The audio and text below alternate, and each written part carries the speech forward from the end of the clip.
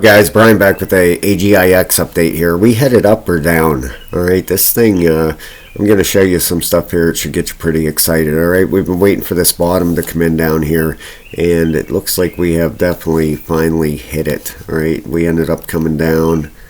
Oops, I apologize there. We ended up coming right down to right around 22 cents. All right, so we ended up catching this support right back over here. And then it ended up closing that gap we were talking about. All right, we talked about this gap for a couple weeks. All right, it ended up coming down and closing it.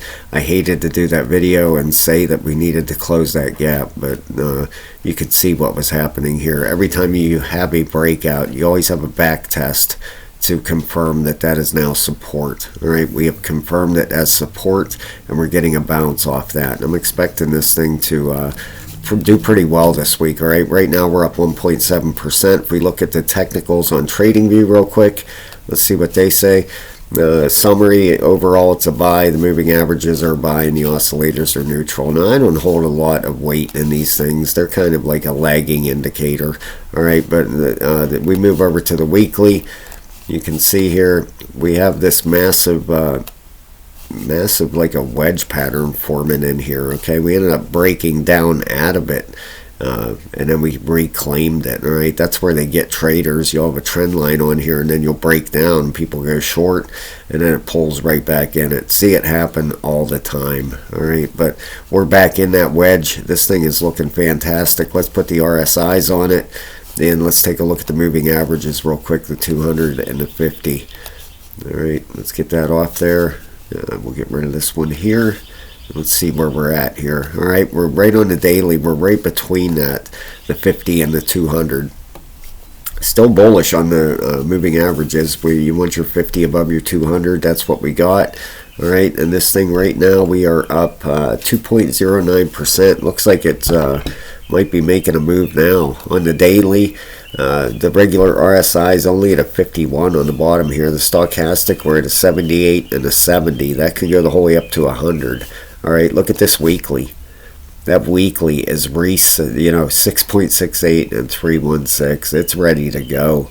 The last time these weeklies have reset, you can see the massive pumps. When your RSI is down here at the bottom like this, it means you're extremely oversold, and you're usually expecting price to increase as it comes up. When it gets to the top, you're expecting price correction. All right, we're at the top. You can see as it came down, price corrected.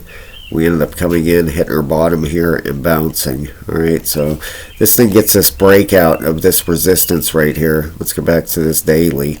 All right, you can see it should have a massive pump out of here. Okay, now these RSIs, that daily I showed you. Let's look at the 12.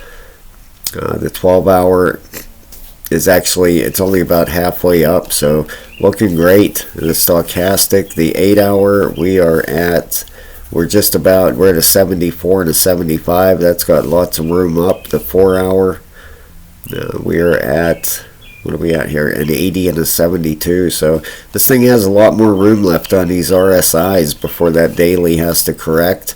Usually when that daily gets up towards the 100 area, you're looking for a correction. So it would be nice to get a bounce up out of here and then have that daily come down and correct and back test, and then get our breakout here. So I'll be keeping an eye on this thing, guys, as I always do, but expect some movement out of this thing over the weekend. It's looking pretty good. All right, so not financial advice. Please consult somebody for that, and thanks a lot, guys. I'll talk to you very soon.